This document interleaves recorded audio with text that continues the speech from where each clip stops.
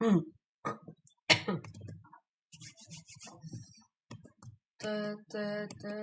हाँ, यस, हाँ जी। Good morning, good morning, good morning. I hope आप सब एकदम मजे में, एकदम स्वस्थ, एकदम मस्त हो। कैसे हो आप लोग सब? अच्छा मुझे बताओ, लाइट प्रॉपर है ना? हाँ, लाइट प्रॉपर आ रही है सबको? Yes, okay, perfect. अच्छा, मैं एकदम अब यहाँ पे एक्चुअली आज मौसम बहुत ज्यादा एकदम काले बादल हो रहे हैं। आई विश मैं तुम लोगों को दिखा पाती, पर एकदम काले बादल हो रहे हैं, तो मैं बहुत ज्यादा लाइट नहीं ला पा रही हूँ अपने जीवन में फिलहाल। और दूसरा ये है कि कंस्ट्रक्शन साइट है मेरे घर के जिस पास में, तो कंस्ट्रक्शन की आवाज बहुत आने वाली है। Rest everything is perfect. अब अपन लोग कट टू राइटिंग प्रैक्टिस। हम लोगों ने लास्ट सेशन में अराउंड 6 to 7 क्वेश्चंस की राइटिंग प्रैक्टिस की थी। आज हम लोग 4 to 5 क्वेश्चंस की प्रैक्टिस करने वाले हैं। लेकिन आज जो हम करने वाले हैं ना, वो बहुत ज्यादा इंपॉर्टेंट है, क्योंकि देर आर बेसिकली 2 टॉपिक्स। एक तो स्पेसिफिक रिलीफ एक्ट और एक इंडियन कॉन्ट्रैक्ट एक्ट, जिस पर केस स्टडीज काफी ज्यादा आती है। गुड मॉर्निंग सुहानी, है ना? बहुत ज्यादा केस स्टडीज आती हैं, और एट द सेम टाइम उस पर थोड़ा सा आंसर लिखने में भी हमें तकलीफ होती है। करेक्ट है?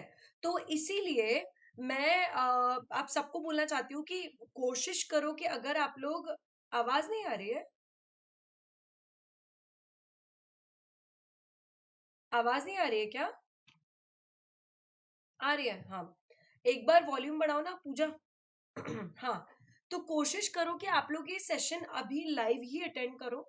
देखो, अगर बहुत ज्यादा मजबूरी है तो आप बाद में कर सकते हो, पर मैं ये मानती हूँ कि ये वाले सेशन रिकॉर्डेड फॉर्म में देखकर करना शायद पॉसिबल नहीं होगा। I know that.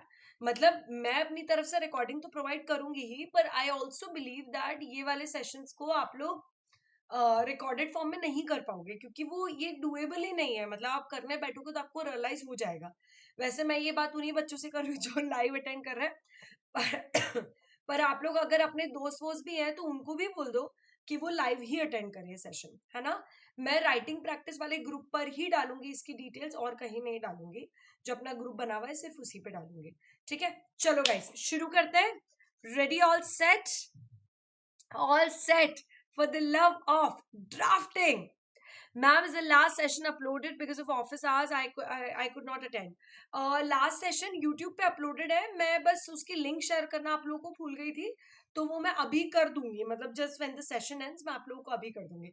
चलो फटाफट से मुझे चैट में लिख के बताओ, all set for the love of drafting? Yes? चलो, perfect, perfect, perfect. All right, all set. Okay. Now I will share.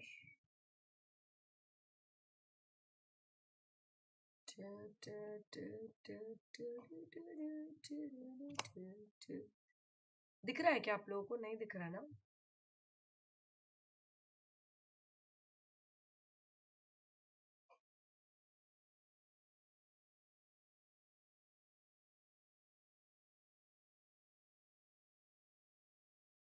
क्यों नहीं दिख रहा है भाई?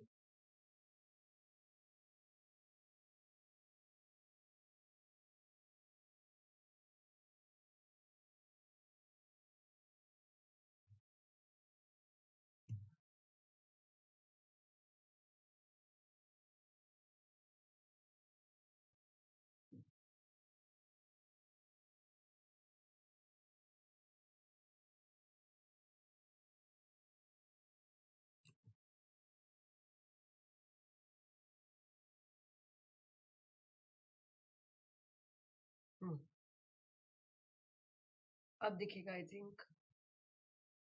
हाँ, अरे ये सब तो मैंने एक टेक्नोलॉजी तो किल ही कर दी है यार। क्या बात कर रहे हो तुम? चलो, नाउ इफ यू रिमेम्बर, हम लोगों ने ये वाला पूरा पार्ट किया था। क्वेश्चन नंबर 1 2 3 4 5 6 7 किया था। करेक्ट है? नाउ, हाँ,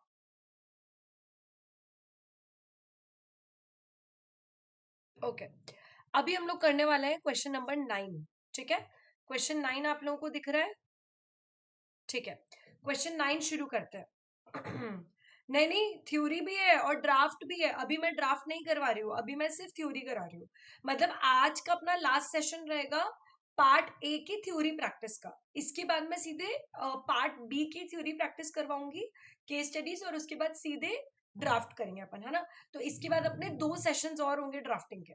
चलो मैं उसके बारे में बाद में बताती हूँ, अभी हम लोग आगे बढ़ते हैं।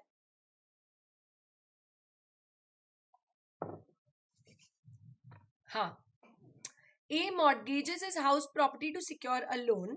On default, the mortgagee brings the mortgaged property to sale. However, the sale proceeds fall short of satisfying the total debt due. In such a situation, can the mortgagee recover the balance amount from the other properties of the mortgager, which are not included in the mortgage deed? Explain with reference to TOPA. याद करो, हम ये पढ़ चुके हैं क्या? अच्छा, फटाफट से एक बार चैट में लिख के बताओ 6 टाइप्स ऑफ मॉर्गेज। फटाफट से पहले चैट में लिख के बताओ 6 टाइप्स ऑफ मॉर्गेज, जल्दी से। इंग्लिश सिंपल, बहुत बढ़िया बहुत बढ़िया। इंग्लिश सिंपल, यूसुफ्रैक्चरी, यूसुफैक्ट्री नहीं, पीट दूंगी मैं, स्पेलिंग सही लिखो। यूसुफ्रैक्चुअरी, है ना। सिंपल कंडीशनल सेल, बहुत बढ़िया, एक नंबर एक नंबर। अब पॉइंट समझो क्या है, ये जो हम लोगों ने अभी पढ़ा, ये सारे टाइप्स ऑफ मॉर्गेज हो गए, पर regardless of type of mortgage, ये तो क्लियर है ना कि अगर प्रॉपर्टी सेल होती है और वो प्रॉपर्टी में पैसा कम बचता है, तो फिर ऐसे केस में हम क्या कर सकते हैं, मॉर्गेजर की अदर प्रॉपर्टीज को यूज कर सकते हैं। तो अब आप इसको कैसे लिखोगे? इसको आप लिखोगे प्रोविजंस और कंक्लूजन। ठीक है, अब सुनना, फोकस करना। यहां पर आप लोगों को, अगर आप एक केस देखोगे तो इसमें आप लोगों को कोई फैक्ट्स ऑफ द केस दिए ही नहीं है। ठीक है, अब मॉर्गेजर मॉर्गेजेस इस प्रॉपर्टी ये वो, तो आपको इसमें फैक्ट्स ऑफ द केस लिखना ही नहीं है। आप सीधे लिखो प्रोविजन और फिर सीधे लिखो कंक्लूजन। तो ये वाला क्वेश्चन मेरा आपको कराने का यही सेंस था, जिसमें मैं आपको बताना चाहती थी कि अगर आप सीधे प्रोविजन और कंक्लूजन लिखोगे तो फिर आपका बहुत आराम से हो जाएगा ऐसे क्वेश्चन में। ऐसे में आपको फैक्ट्स लिखने की जरूरत नहीं, क्योंकि फैक्ट्स दिए ही नहीं है ना। तो अब आप क्या लिखोगे, सबसे पहले प्रोविजन में लिखोगे। ठीक है, प्रोविजन में आप बताओगे कि मॉर्गेज क्या होता है। ठीक है, तो आप क्या बताओगे कि मॉर्गेज इज अ ट्रांसफर। कौन सा ट्रांसफर, एब्सोल्यूट या पार्शियल? पार्शियल, करेक्ट है। So mortgage is a partial transfer of which property, immovable property, as a collateral to secure a loan. ठीक है, as a collateral to secure a loan. तो mortgage क्या होता है? Mortgage is a partial transfer of which property, immovable property, as a collateral security to secure a loan. Correct है, ये mortgage बता दिया हमने। ठीक है, अब आप मॉर्गेज के पॉइंट्स बताओगे। मॉर्गेज के पॉइंट्स क्या बताओगे? सबसे पहला कि मॉर्गेज में मॉर्गेजर बोरोअर होता है, जो कि अमाउंट बोरो करता है मॉर्गेजी से। पॉइंट नंबर 2, मॉर्गेजर जो है वो एब्सोल्यूट ओनर होता है और वो अपनी प्रॉपर्टी को मॉर्गेज करता है। समझ रहे हो ना आप लोग? और पॉइंट नंबर 3, फिर आप बताओगे अपना मेन पॉइंट कि मॉर्गेज्ड प्रॉपर्टी से पैसा जो है वो रिकवर करता है मॉर्गेजी, लेकिन इनकेस वो अमाउंट शॉर्ट पड़ता है तो फिर ऐसे केस में मॉर्गेजी जो है वो उसकी अदर प्रॉपर्टी से पैसा रिकवर कर सकता है। समझे आप लोग? तो इसको पहले आपको इंट्रोडक्शन में मॉर्गेज को डिफाइन करना है। अब सुनना, मैं आपको मेन बता रही हूँ आंसर कैसे लिखना है। सबसे पहले प्रोविजन सेटिंग दोगे, फिर आप लिखोगे कि मॉर्गेज क्या होता है, इंट्रोडक्शन। फिर आप सबसे पहला पॉइंट क्या लिखोगे कि मॉर्गेज में मॉर्गेजर बोरोअर होता है और एब्सोल्यूट ओनर होता है।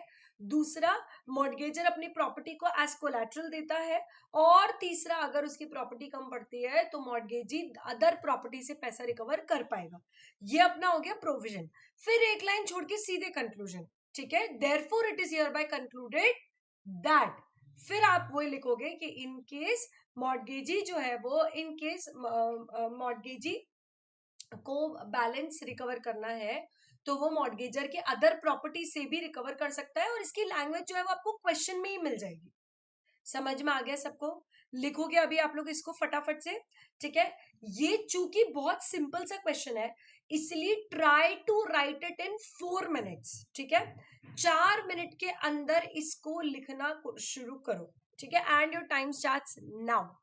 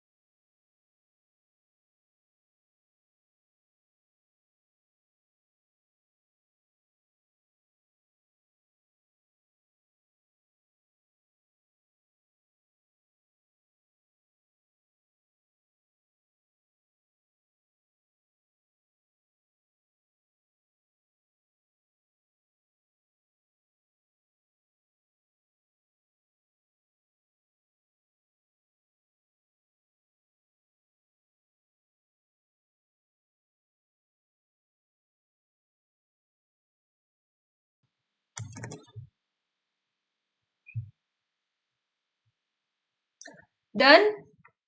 लिखा सबने?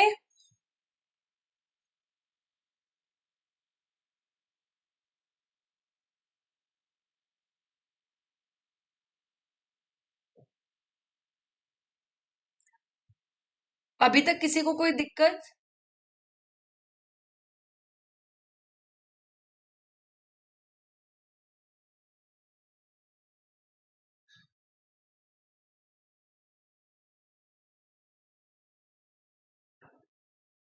बढ़े आगे?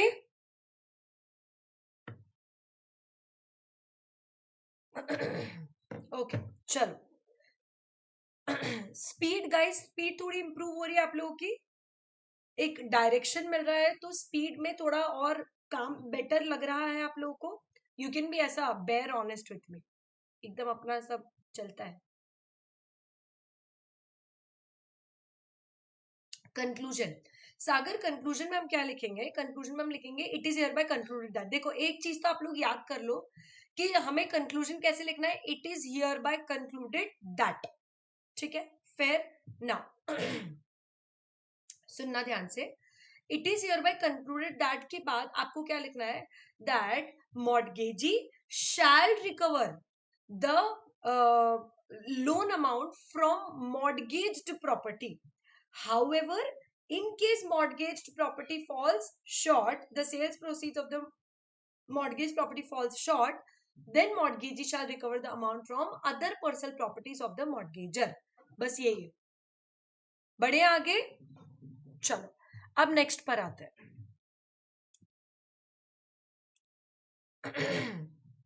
Meena was interested in buying a piece of land. Meena was interested in buying a piece of land from Rajesh.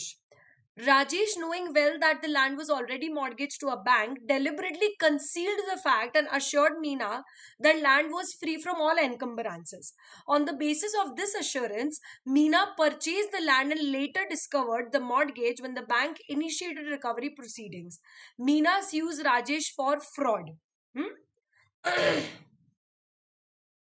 Discuss with reference to section 17 of Indian contract act. Section 17 कौन सा था? Fraud.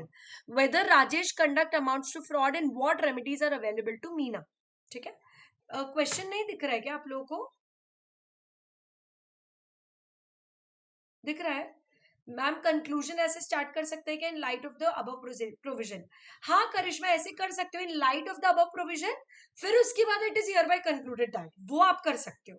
ठीक है, लेकिन conclusion में आपको ये words तो ऐड करनी पड़ेंगे, it is hereby concluded that. ठीक है ना. अब आपको ये क्वेश्चन समझ में आया कि मीना जो है वो राजेश से एक एग्रीकल्चरल लैंड खरीदती है. राजेश को पता है कि लैंड ऑलरेडी मॉर्गेज्ड है, फिर भी उसने ये बात छुपाई और मीना को ये बताया कि land is free from all encumbrances. उस बेसिस पे मीना ने परचेज कर लिया और बाद में उसको पता चला कि अरे अरे लैंड तो मॉर्गेज था. ठीक है, अब बैंक जो है वो उससे रिकवरी कर रही है. तो अब बताओ मीना जो है वो राजेश को फ्रॉड के लिए स्यू कर रही है. तो मुझे बताओ क्या ये फ्रॉड है? पहले तो आंसर में बताओ हाँ या ना, क्या ये फ्रॉड है? यस, ये फ्रॉड है. करेक्ट है, ये फ्रॉड है. अब क्वेश्चन में आपको ये है, discuss with reference to section 17 whether Rajesh conduct amounts to fraud and what remedies are available to Meena. अब यहाँ पर आपको पहली बात तो फ्रॉड के बारे में भी पूछा गया है और दूसरा क्या रेमेडी अवेलेबल है वो भी पूछा गया है. ठीक है, तो अब देखो सबसे पहले क्या हमें यहाँ पर फैक्ट्स दिए हैं? फैक्ट्स दिए हैं मैम.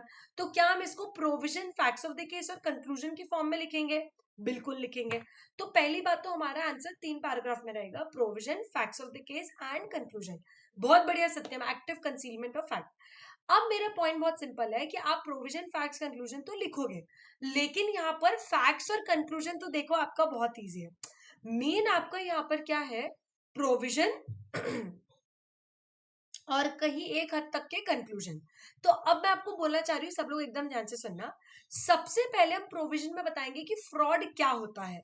यहां पर हम बताएंगे सेक्शन नंबर 17 के बारे में. ठीक है, कि सेक्शन 17 के हिसाब से व्हाट इज फ्रॉड. अगर आपको याद हो, देखो मैं एक बार ना अपने नोट्स ओपन कर रही हूँ, just a second, give me a second. ठीक है,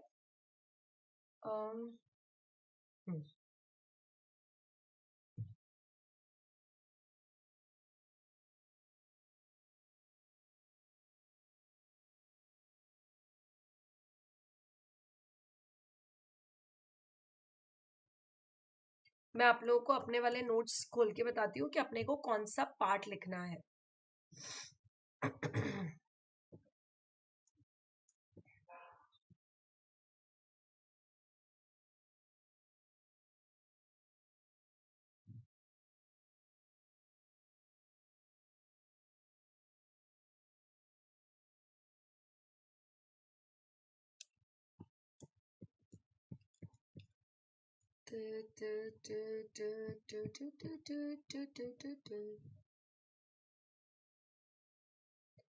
परसों रिजल्ट आ रहा है. तुम लोग तो अभी फिलहाल उस जोन में नहीं हो रिजल्ट वाले, है कि नहीं? हाँ, ये रहा फ्रॉड सेक्शन 17. अब अपन इसको स्टॉप प्रेजेंटिंग करके नया खोलेंगे नोट्स.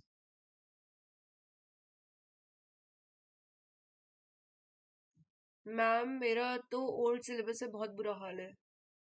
ये भगवान सत्यम, तुम्हारा ओल्ड का भी आ रहा है. मैम इस बार इतना फ्री फील कर रहे हैं आफ्टर सो लॉन्ग. अरे 100%. देखो आपको स्क्रीन पे दिख रहा है फ्रॉड का. तो अब देखो यहाँ पर आपको प्रोविजन में सबसे पहले ये डेफिनेशन लिखनी है फ्रॉड की. देखो कितनी प्यारी बात है कि क्वेश्चन में ही सेक्शन 17 का जिक्र कर दिया है. तो सबसे पहले हम क्या बताएंगे कि फ्रॉड क्या होता है? Includes acts committed by a party to a contract either on his own or in connivance with any other person with an intent to deceive. आपको ये डेफिनेशन लिखनी है. ठीक है, ये आपका अपने नोट्स में गाइस पेज नंबर है तो 3.8 है ना, तो 3.8 है पेज नंबर। अब सुनना, अब आपको ये लिखना है that it includes suggestion of false facts, it includes active concealment of person having knowledge of belief, false promise and deceptive act. ये चार चीज आपको फ्रॉड की प्रोविजन में लिखनी है। समझ में आ रहा है सबको? अपना प्रोविजन फिर यहाँ पे खत्म हो जाएगा। तो मैं चाहती हूँ सबसे पहले आप लोग प्रोविजन लिखो और उसके बाद फैक्ट्स ऑफ द केस के लिए मैं वापस से स्क्रीन चेंज कर दूंगी। तो पहले आप लोग प्रोविजन लिखो, फिर आगे क्या लिखना है मैं बताती हूँ। ठीक है, तो आपको एज इट इज देखो कॉपी नहीं करना है। कॉपी करना होता तो फिर ये सेशन का सेंस ही नहीं था। आपको इसमें सबसे पहले क्या लिखना है, fraud includes the following acts committed by a person either personally और in connivance with any other person, या तो वह अकेले कर रहा है या फिर किसी के साथ मिलकर कर रहा है, विच इंक्लूड्स द फॉलोइंग, और फिर ये चार आपको लिखने। ठीक है, तो फ्रॉड में ये चार एक्ट्स अगर कोई पर्सनली करे या फिर किसी के साथ मिलकर करे तो वो फ्रॉड है। बस आपको इतना ही लिखना है। ठीक है, कहां तक, डिसेप्टिव एक्ट तक। फटाफट से लिखना शुरू करो, जल्दी से 2 मिनट के अंदर प्रोविजन कंप्लीट करो।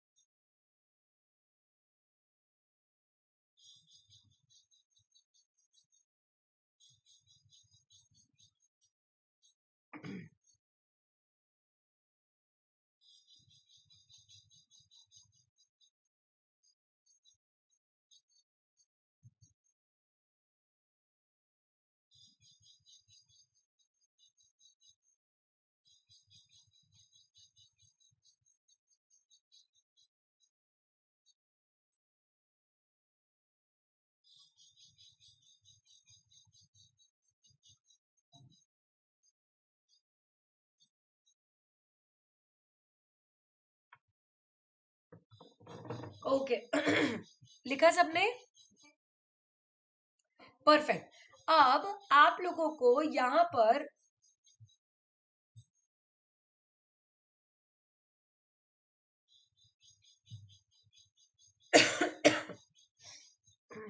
हाँ जी, थोड़ा गला खराब हो रहा है मेरा।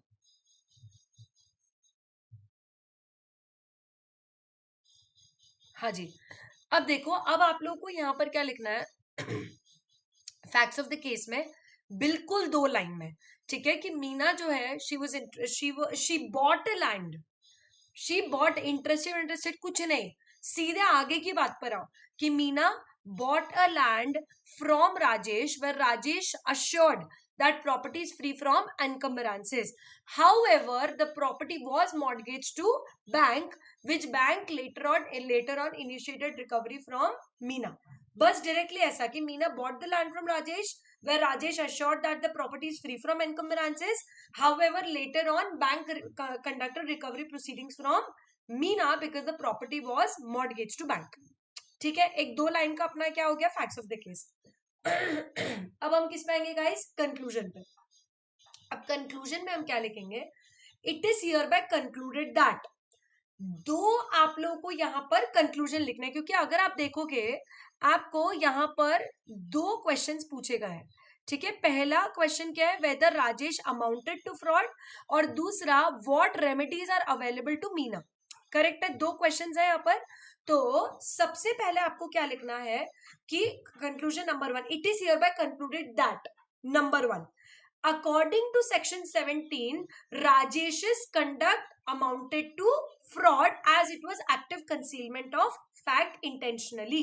ठीक है, तो पहला तो अपन कंक्लूजन क्या लिख देंगे कि राजेश का कंडक्ट फ्रॉड था क्योंकि वो एक्टिव कंसीलमेंट ऑफ फैक्ट था।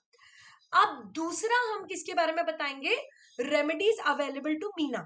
ठीक है, तो हम क्या बोल सकते हैं यहाँ पर रेमेडीज अवेलेबल टू मीना में कि Meena can sue Rajesh and claim compensation. ठीक है, मीना जो है वो क्या कर सकती है, यहाँ पर राजेश को स्यू कर सकती है और क्या क्लेम कर सकती है, कॉम्पनसेशन, कॉम्पनसेटरी रिलीफ भी क्लेम कर सकती है और स्पेसिफिक रिलीफ भी क्लेम कर सकती है। तो दो रेमेडी है यहाँ पर मीना के पास कि मीना कॉम्पनसेटरी रिलीफ और specific relief as per specific relief act 1963 claim कर सकती है। तो आपको यहाँ पर दो पॉइंट्स लिखने हैं, एक तो कंक्लूजन नंबर 1 कि ये फ्रॉड है बिकॉज ये एक्टिव कंसीलमेंट था, और कंक्लूजन नंबर 2 कि as per specific relief act and Indian contract act Meena जो है वो सूट फाइल करके कॉम्पनसेटरी रिलीफ और स्पेसिफिक रिलीफ दोनों ले सकती है। समझ में आया? लिखोगे इसको? चलो फटाफट से क्विकली लिखो। I am giving you only 3 minutes to write facts and conclusion. 11:30 पे सबका हो जाना चाहिए एकदम तुरंत, तेज गति में शुरू करो। फैक्ट्स लिखना और कंक्लूजन के 2 पॉइंट्स लिखने, जल्दी से लिखो।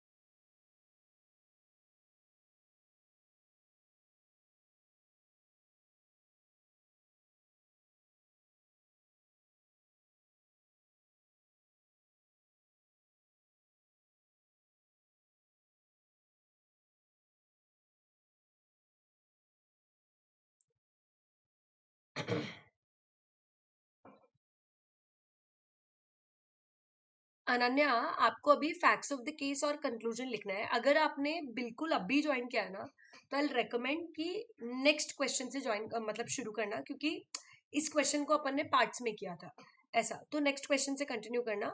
दूसरे पे आते हैं, मेगा what if the mortgage deed was registered. Mortgage deed has to be registered. अगर आप ये पूछ रहे हो कि what if the mortgage deed was unregistered, तो मॉर्गेज डीड वॉइड है, तो मॉर्गेज ही वॉइड है।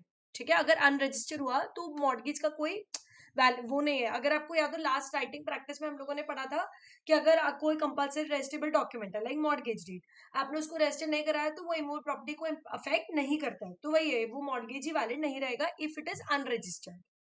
मैम, राइटिंग प्रैक्टिस की क्लास का टाइम फिक्स कर दो।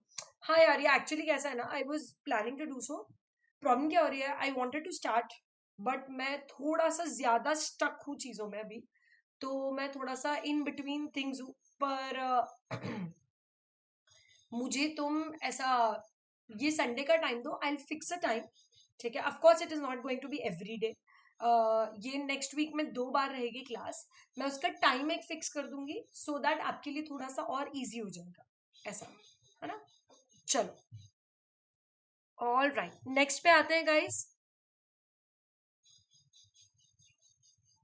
डीडी के लिए प्लान ऑफ एक्शन भी बहुत जल्दी आने वाला है गाइस।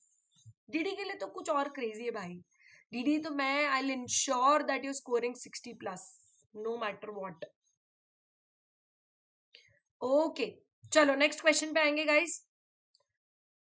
हाँ जी, इसको पूरा कर लेते हैं अपन।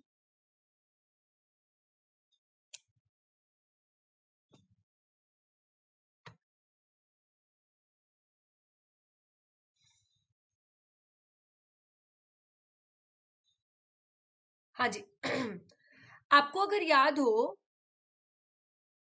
मैम एक सेशन से पहले हमें चैप्टर बोल देंगे, ठीक है? नहीं, ये सब मैं बता दूंगी आप लोगों को नेक्स्ट सेशन से पहले, है ना?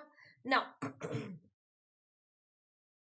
क्वेश्चन नंबर 11, आपको अगर याद हो तो आ, हम लोगों ने जब अमालगमेशन पढ़ा था, तो अमालगमेशन वाले पार्ट में हमने एक ये चीज पढ़ी थी कि जब अमालगमेशन होता है फरर और फरी का, तो सारा एसेट्स फरर का फरी को चला जाता है, सारा लाइबिलिटी फरर का फरी को चला जाता है, सारे एम्प्लॉयज फरर के फरी को चले जाते हैं, ठीक है? चैप्टर नंबर 6 में हमने पढ़ा था। और लास्ट में सारे पेंडिंग प्रोसीडिंग्स भी फरर की फरी को चले जाते हैं। याद आ रहा है क्या? हाँ या ना? जल्दी से चैट में जवाब दो। अरे बोलो हाँ या ना, जल्दी से, है ना? Very good, very good, very good, very good. So अब उस पे क्वेश्चन है, alpha limited and beta limited entered into a scheme of amalgamation where, हाँ, where both the companies were merged into a newly formed company gamma limited। तो alpha और beta मिलके बने gamma. Pursuant to the scheme, Alpha Limited, the furor, stood dissolved. At the time of dissolution, several legal proceedings were pending in the court in which Alpha Limited was a party. ठीक है, अब Alpha Limited dissolve हो गई, पर उसकी बहुत सारी proceedings थी जो pending थी. In light of the provisions relating to amalgamation under Companies Act 2013, explain what happens to the legal proceedings that were pending before the court in which the furor company was a party. ठीक है, तो अब हम लोग क्या करेंगे, जल्दी से बताओ। अब हम लिखेंगे फटाफट से, बहुत छोटा सा, इस पर हम बहुत ज्यादा टाइम नहीं लगाएंगे। Provision, facts, conclusion. Provision ma'am क्या बताएंगे कि जब भी मर्जर अमालगमेशन होता है तो एसेट्स, लाइबिलिटीज, शेयर्स ट्रांसफर होते हैं, साथ ही साथ जो भी पेंडिंग लीगल प्रोसीडिंग होती है वो भी ट्रांसफरर कंपनी से ट्रांसफरी कंपनी को ट्रांसफर हो जाती है, and they continue in the name of transferee company. बहुत बढ़िया सत्य, करेक्ट है। तो हम क्या बोलेंगे प्रोविजन में, डायरेक्टली, मतलब को कुछ मर्जर अमालगमेशन डिफाइन नहीं करना है, डायरेक्टली लिखेंगे। क्या लिखेंगे? दैट अकॉर्डिंग टू, आप सेक्शन लिख सकते हो, section 230 to 234 of companies act 2013, in case of merger and amalgamation, all the assets, liabilities and shareholders of transferor company get transferred to transferee company। पहले आप assets, liability, shareholders का बताओगे। along with that, if there are any legal proceeding, देखो directly legal लिखोगे ना तो बहुत direct answer हो जाएगा। तो पहले बताओ कि एसेट्स, लायबिलिटी, शेयरहोल्डर ट्रांसफर होता है, फिर आप बताओ that all the legal proceedings also get transferred to, if pending, also get transferred to transferee company and they continue in the name of transferee company। समझ में आया प्रोविजन? फिर लिखेंगे फैक्ट्स और फिर लिखेंगे सीधे कंक्लूजन। कंक्लूजन में क्या लिखेंगे? It is hereby concluded that। अब आपको अगर लास्ट वाला सेशन याद हो तो मैंने आपको सिंस देयरफॉर वाली टेक्निक बताई थी कि अगर आपका डायरेक्ट डायरेक्ट कंक्लूजन है तो आप लिखोगे कि since alpha limited got dissolved, therefore all the legal proceedings will continue in the name of gamma limited।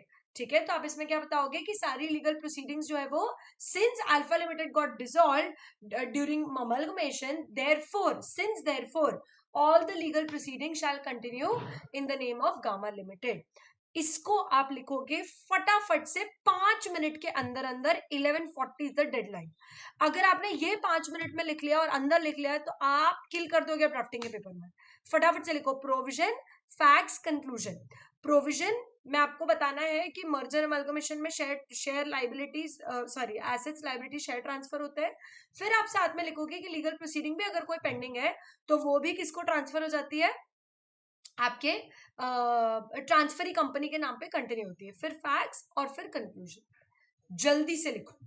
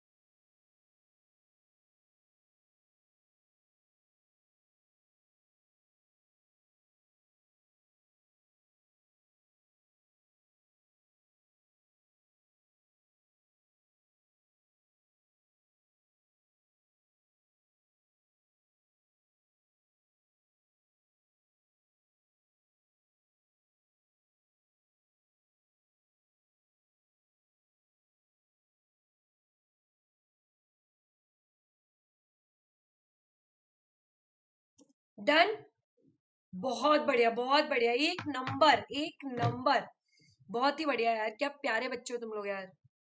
Ma'am facts बताओ ना। फैक्ट्स में आपको बस कुछ नहीं लिखना है। Alpha Limited and Beta Limited entered into a merger, entered into a amalgamation by creating a new company called Gamma Limited, and several legal proceedings are pending in Alpha Limited. बस इतना ही लिखना है आपको, ठीक है? बढ़िया, आगे चलो। मैम ड्राफ्ट तो 15-20 मार्क्स की पॉसिबली है, बट इसमें केस लॉ टाइप क्वेश्चन ज्यादा है या डायरेक्ट?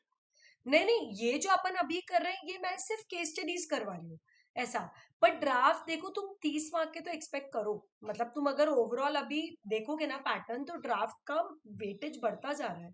तो दिसंबर में वी कैन एक्सपेक्ट 30, 30 से ज्यादा का नहीं आएगा, बट 30 मार्क्स तक का आ सकता है ऐसा। नारायण, आपको कुछ पूछना है? चलो नेक्स्ट क्वेश्चन पे आएंगे। चलो पहले अपन क्वेश्चन नंबर 13 करेंगे, है ना? क्वेश्चन नंबर 13 देखते हैं। Ravi, an art collector, handed over an antique painting, 200-year-old, to his close friend Mohan for safe custody while he was abroad. है ना?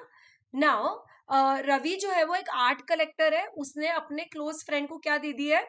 अपने सेफ कस्टडी के लिए पेंटिंग दे दी है। Mohan, instead of returning his painting, claim that since he had possession, he could keep it until Ravi compensated him for personal loan. Ravi files a suit under Specific Relief Act for seeking delivery of paintings, stating that monetary compensation would not provide adequate relief because of its uniqueness and antique value. Under reference to relating specific delivery of movable property under Specific Relief Act, decide whether Ravi can compel Mohan to return the painting. आपको याद है हम लोगों ने पढ़ा था specific relief act में कि वैसे तो मूवेबल प्रॉपर्टी की का स्पेसिफिक रिलीफ नहीं मिलता है, ठीक है? मूवेबल प्रॉपर्टी का वैसे तो स्पेसिफिक रिलीफ नहीं मिलता है, लेकिन एट द सेम टाइम अगर उसकी कुछ एक्सेप्शंस हमने पढ़े थे कि अगर वो property ordinarily bought and sold नहीं है, ऑर्डिनरीली मार्केट में अवेलेबल नहीं होती है, अगर वो प्रॉपर्टी यूनिक होती है, बहुत डिफरेंट होती है, ठीक है, अगर वो प्रॉपर्टी डिफेंडेंट को ट्रस्ट पे दी थी, और यहाँ पर डिफेंडेंट कौन है? यहाँ पर डिफेंडेंट मोहन है ना, क्योंकि रवि प्लेंटिफ हो गया तो मोहन डिफेंडेंट हो गया। तो फिर ऐसे केस में वो प्रॉपर्टी जो है उसका स्पेसिफिक रिलीफ मिलता है, मतलब सिर्फ कॉम्पनसेशन नहीं, यहाँ पर प्रॉपर्टी वापस की जाती है। तो हमें यहाँ पर लिखना है कि वैसे तो मूवेबल प्रॉपर्टी में स्पेसिफिक रिलीफ नहीं मिलता है, सिर्फ कॉम्पनसेटरी मिलता है। हाँ, आयरन और केस चैप्टर 8 में भी ये कवर्ड है और चैप्टर 3 में भी कवर्ड है, ठीक है? तो वैसे तो स्पेसिफिक रिलीफ मिलता है, कॉम्पनसेटरी मिलता है, लेकिन कुछ केसेस में स्पेसिफिक रिलीफ मिलता है। रुको मैं आपको नोट्स में ओपन करके बताती हूँ, मैं अभी दिखाऊंगी आपको स्क्रीन 2 मिनट में। पहले अपना कॉन्ट्रैक्ट था, उसके बाद स्पेसिफिक रिलीफ था। यस, रखे तो मेरा गोलियां चली।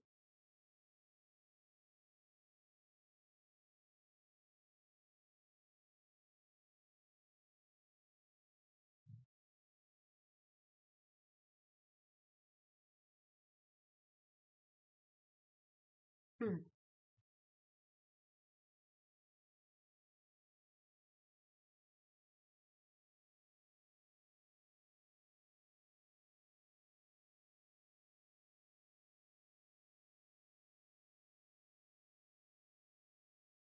हाँ, अरे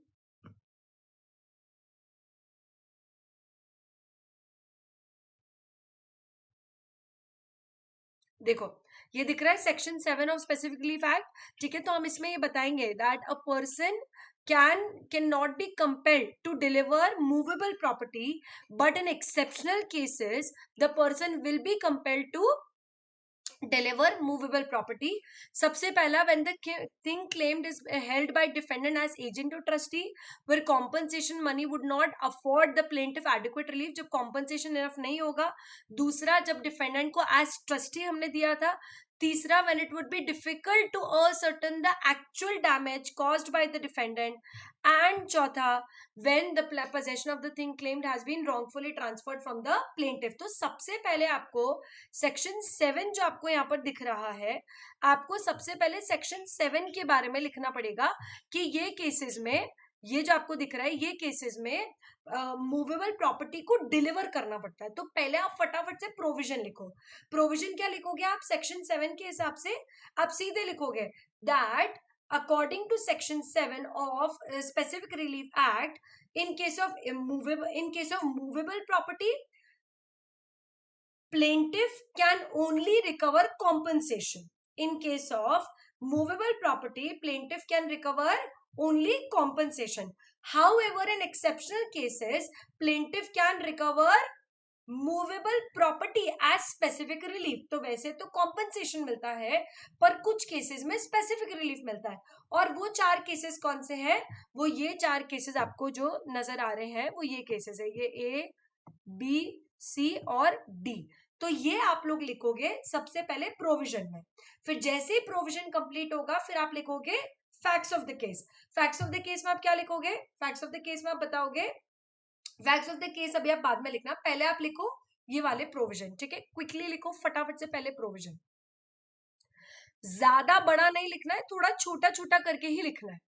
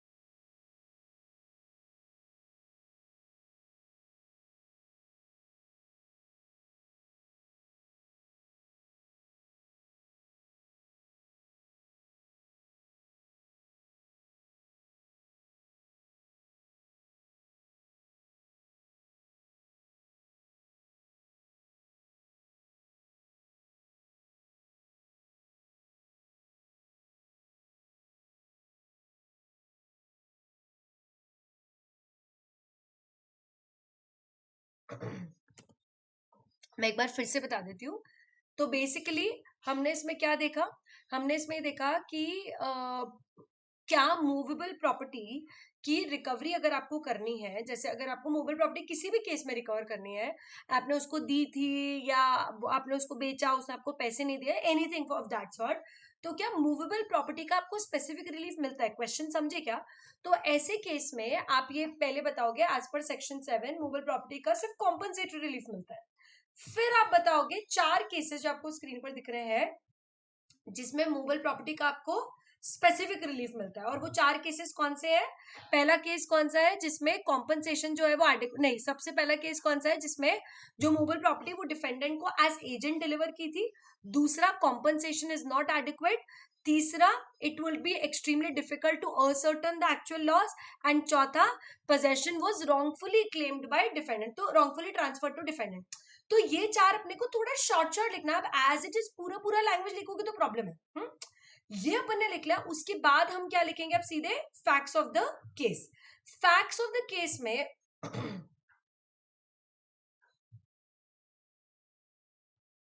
हाँ, अब हम फैक्ट्स ऑफ द केस लिखेंगे. फैक्ट्स ऑफ द केस में हम क्या बताएंगे?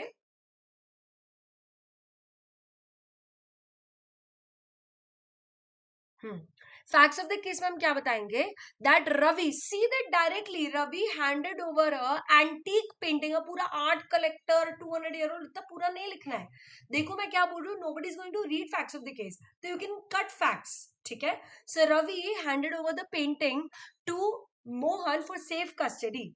However, Mohan claimed that he had possession for for such a long period, he can keep the painting and he will compensate Ravi. बस इतना ही आपको लिखना है फैक्ट्स में.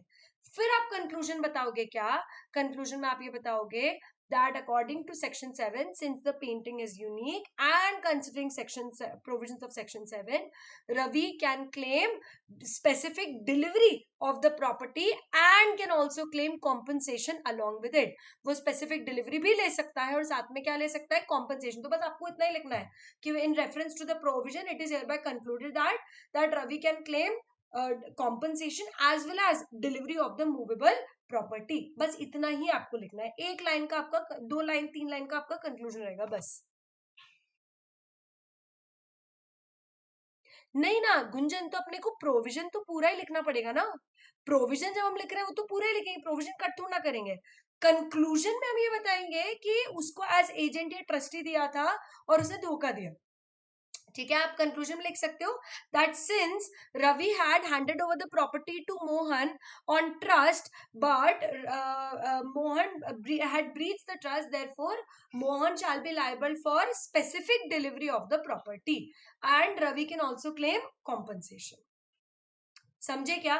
तो आपको यहाँ पर कंक्लूजन में ये रेफर करना है कि मोहन ने मोहन को जो प्रॉपर्टी दी थी वो एज ट्रस्टी दी थी. समझ में आया क्या?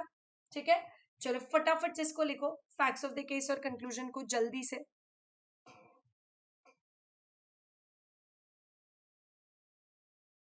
हाँ, कंडीशन सेक्शन 8 में है और सेक्शन 7 में सिर्फ रिकवरी के बारे में लिखा है. तो तुम सेक्शन 8 भी लिख सकते हो, बट सेक्शन 7 भी रेफर किया तो चल जाएगा, कोई दिक्कत नहीं है ऐसा. Because section 7, just a second,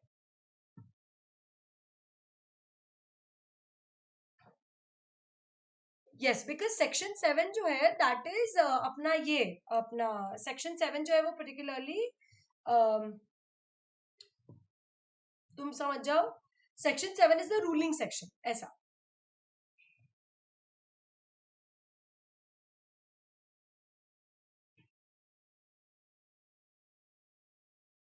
ठीक है, लिखो इसको फटाफट से, कंप्लीट करो, फिर अपन एक क्वेश्चन और करेंगे जल्दी से.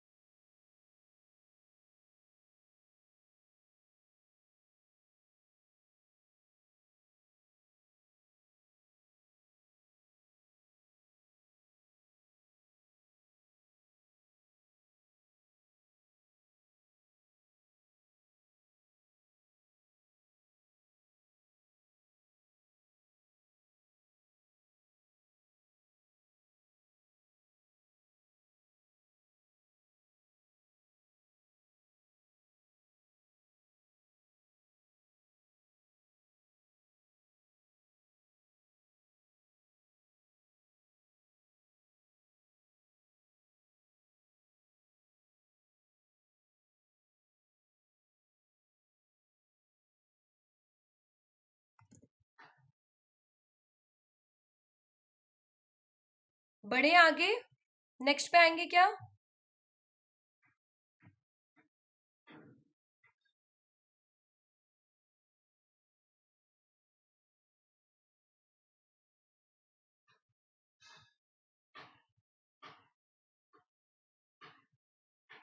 चलो नेक्स्ट पर आता है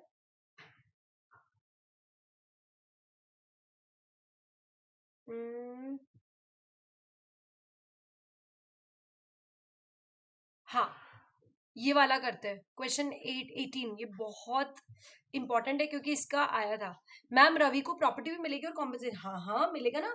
सो सुधा वो प्रॉपर्टी तो ले ही सकता है ना, अपने सेक्शन 7 में देख लिया। साथ में Ravi can also claim compensation for wrong doing. Compensatory लीव तो आप क्लेम कभी भी कर सकते हो ना, ऐसा। चलो, Anjali entered into an agreement with Prakash for purchasing a plot of land. चलो क्विकली कंप्लीट करेंगे, और ये बहुत इंपॉर्टेंट है क्योंकि रिसेंटली केस क्वेश्चन में आया था। रिसेंटली मतलब अपना दिसंबर वाला, और दिसंबर में सबसे पहला क्वेश्चन जो था, जो बच्चों के सर के ऊपर गया था, वो एक्चुअली ये केस था। ठीक है, मतलब बच्चे काफी रोए थे वो क्वेश्चन को लेकर कि क्या है क्वेश्चन, क्या है क्वेश्चन, पर एक्चुअली वो ये केस था।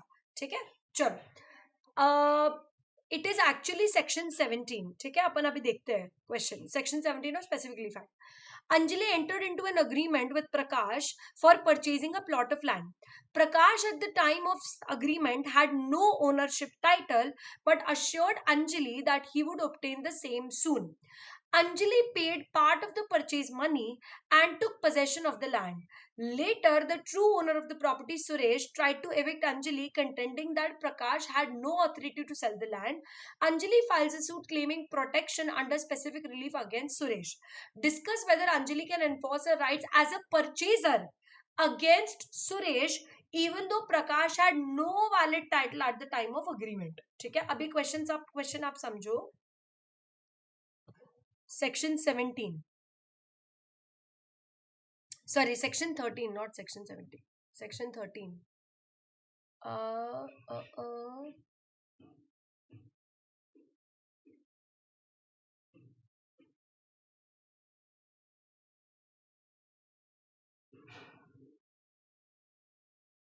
सेक्शन 13 है ना,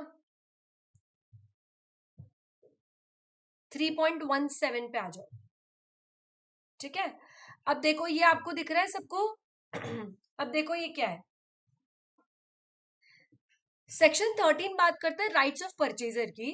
तो केस देखो क्या है, अगर कोई पर्सन कोई भी इमूवेबल प्रॉपर्टी को सेल करने की कोशिश करता है जब उसके पास खुद प्रॉपर टाइटल नहीं है, या तो उसके पास टाइटल ही नहीं है या फिर इम्परफेक्ट टाइटल है, तो फिर ऐसे केस में क्या होगा, इफ द वेंडर और लेजर सब्सिक्वेंटली, तो ऐसे केस में क्या राइट्स मिलेंगे, जो वेंडर और लेजर है अगर उसको बाद में वो प्रॉपर्टी मिलती है, बाद में वो टाइटल मिलता है, मतलब समझो कि मैं सेलर हूं, मैंने वो प्रॉपर्टी बेच दी जिसका पूरा टाइटल मेरे पास है भी नहीं, तो जब मेरे पास टाइटल आएगा मैं मुझे वो प्रॉपर्टी बायर को देनी ही पड़ेगी।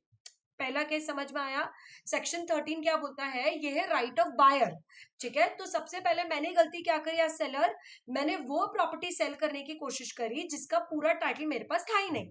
समझो मैं और मेरा भाई को ओनर्स है, पिताजी की प्रॉपर्टी है, मैं और मेरा भाई को ओनर है, और वो प्रॉपर्टी हमने किसी बायर को सेल करने की कोशिश करी, करेक्ट है, और फिर वो प्रॉपर्टी का कहीं ना कहीं बेच दी हमने, और फिर बाद में हमें अगर टाइटल मिलता है तो बायर हमें मुझे मजबूर कर सकता है कि अब सौम्या आप वो प्रॉपर्टी नहीं रख पाओगे, सेलर आपको प्रॉपर्टी बायर को देनी ही पड़ेगी, पहला।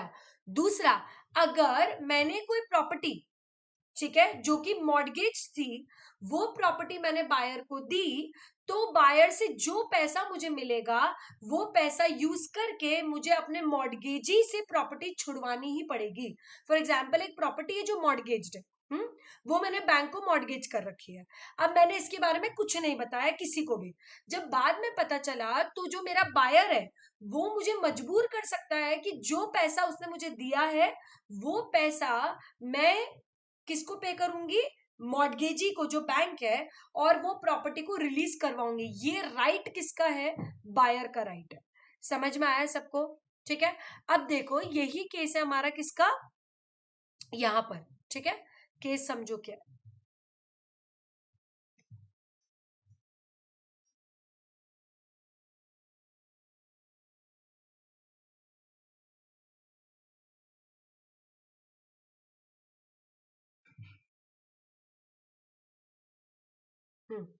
अंजलि जो है उसने अग्रीमेंट में एंटर किया प्रकाश के साथ for a plot of land. Prakash at the time of agreement had no ownership but assured Anjali कि he will obtain the ownership soon. तो अभी प्रकाश ने बोला कि अभी तो मेरे पास ओनरशिप नहीं है लेकिन मैं बहुत जल्दी वो ओनरशिप लेने वाला हूँ. Anjali paid part of the purchase money and took possession of the land. Later जब ट्रू ओनर है वो आया सुरेश और उसने अंजलि को निकाल दिया ये बोलकर कि प्रकाश के पास तो प्रॉपर्टी है ही नहीं. अब अंजलि जो है वो प्रोटेक्शन क्लेम कर रही है किसमें, स्पेसिफिक रिलीफ एक्ट में. तो अब बताओ क्या अंजलि अपने राइट्स ऑफ परचेजर यहां पर क्लेम कर सकती है? बताओ. क्वेश्चन समझ में आया आप लोगों को? बताओ जल्दी से इसका आंसर क्या होगा. In this case she can claim return of the advance money if he does not get subsequent title. Fair. और कोई जो इसमें कुछ और बोलना चाहता है?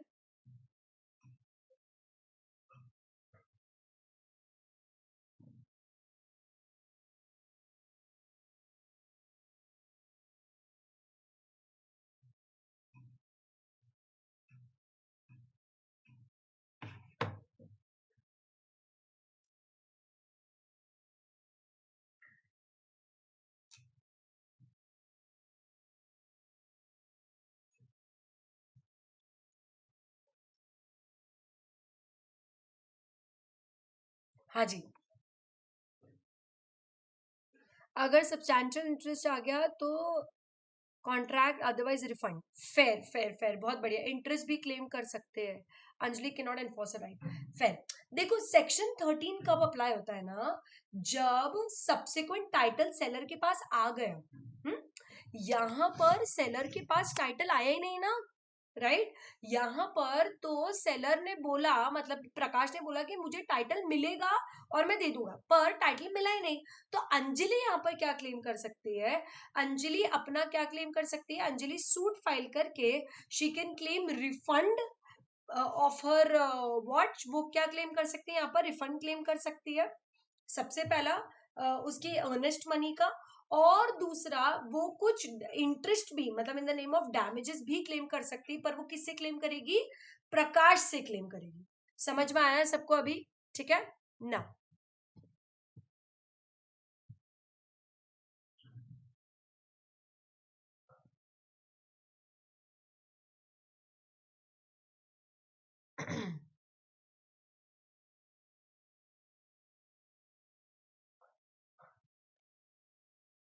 हाँ. अब देखो, अब आप लोग इसमें क्या लिखोगे? अब आप लिखोगे इसमें provision, facts of the case और कंक्लूजन. ठीक है. अब सुनना, अब यहाँ पर क्या लिखोगे प्रोविजन में? सबसे पहले as per section 17 if a seller, ठीक है, सेक्शन 17 क्या बोलोगे? That if a seller transfers a title, imperfect title, to the buyer, then in that case on subsequent attainment of title the buyer can enforce his or her rights and claim the entire possession of the property. ठीक है. जो हमारा section 17 है वैसे ही लिखोगे कि अगर seller जो है वो बाद में टाइटल, अभी इम्परफेक्ट टाइटल ट्रांसफर करता है और बाद में सब्सिक्वेंट टाइटल आने पे बायर जो है वो प्रॉपर्टी को क्लेम कर सकता है. ठीक है. ये लिखोगे आप प्रोविजन में. However if the title is not claimed, ठीक है, अगर वो टाइटल आया ही नहीं बाद में, ठीक है, in case the title is not attend by the seller, the perfect title is not attained by the seller, then buyer can claim refund of the advance money and can also claim compensation for the damages. ठीक है. तो आपको दोनों condition provision में लिखनी है. Provision में दो कंडीशन क्या लिखोगे कि सब, अगर इम्परफेक्ट टाइटल ट्रांसफर हुआ है तो सब्सिक्वेंट टाइटल पे बायर को टाइटल मिल जाएगा, और सब्सिक्वेंट टाइटल नहीं आया तो बायर अपना रिफंड भी ले लेगा और इंटरेस्ट भी ले लेगा. राइट. फिर आप लिखोगे facts of the case, 2 line का, और फिर आप कंक्लूजन लिखोगे. तो सबसे पहले लैंग्वेज के लिए I am sharing the notes here.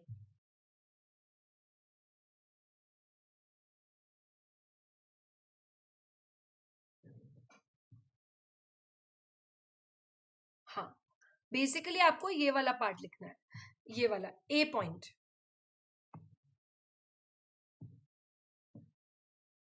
ठीक है, ये वाला पार्ट लिखना है.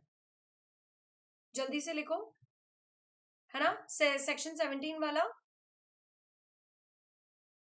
और फिर आप इसी में आगे लिखोगे कि इनकेस टाइटल नहीं मिला तो फिर वो कॉम्पनसेशन क्लेम कर सकता है, तो अपना रिफंड ले सकता है और कॉम्पनसेशन क्लेम कर सकता है।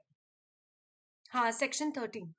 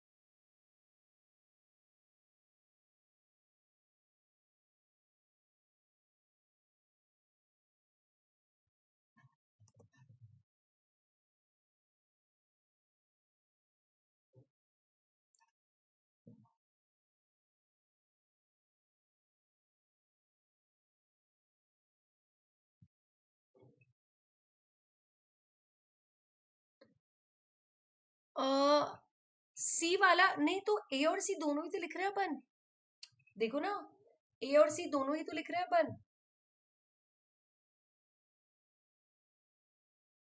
ए भी तो लिखना ही पड़ेगा ना, टाइटल वाला क्यों नहीं लिखना, क्यों लिखना पड़ेगा सत्यम? क्योंकि प्रकाश ने प्रॉमिस किया ना कि इसको टाइटल मिलने वाला है, ऐसा। तो अपने को दोनों लिखना पड़ेगा कि टाइटल मिला तो टाइटल देना पड़ेगा, नहीं मिला तो डिपॉजिट रिटर्न करना पड़ेगा।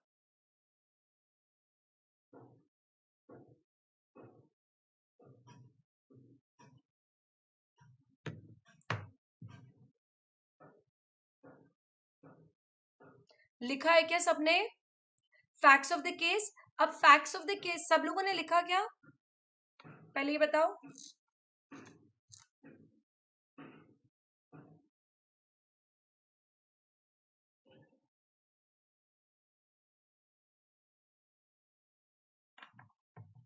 हाँ, अब फैक्ट्स ऑफ द केस लिखेंगे। फैक्ट्स ऑफ द केस में हम क्या बताएंगे? यू मैम, यो पायल। शेयर।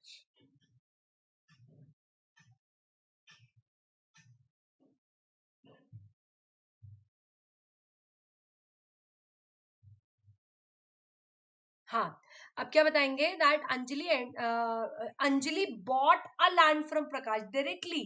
ठीक है, Anjali bought a land from Prakash where Prakash did not have perfect title, okay, but later on Suresh, the owner of the property, evict Anjali, stating that Prakash had no title over the land direct. बस ठीक है, आप सीधे क्या लिखोगे कि प्रकाश जो है वो उसने लैंड बेचा अंजलि को, but with the promise that he is soon going to attain the perfect title of the land.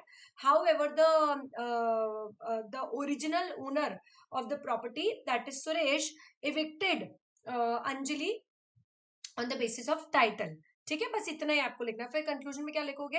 It is hereby concluded that Anjali can claim return of her earnest money, return of her deposit from Prakash, and along with the compensatory relief for the breach of contract. Contract breach करने के लिए compensation भी claim कर सकती है और अपना deposit भी रिटर्न क्लेम कर सकती है। जल्दी से लिखो दोनों के दोनों, कंक्लूजन फैक्ट्स और कंक्लूजन दोनों लिखो जल्दी से। समझ में आया ना कैसे लिखना है?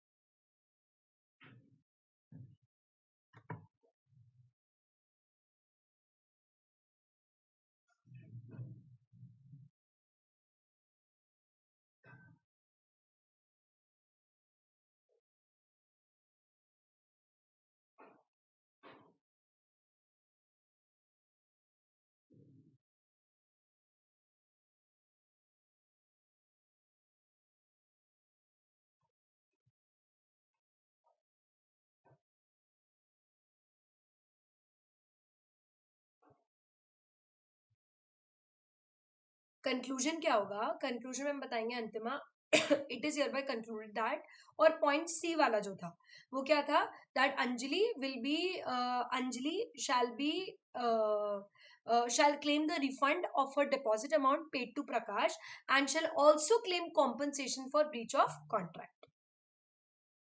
दो चीजें क्लेम करेगी, एक तो आपका रिफंड ऑफ एडवांस मनी और दूसरा compensation for breach of contract.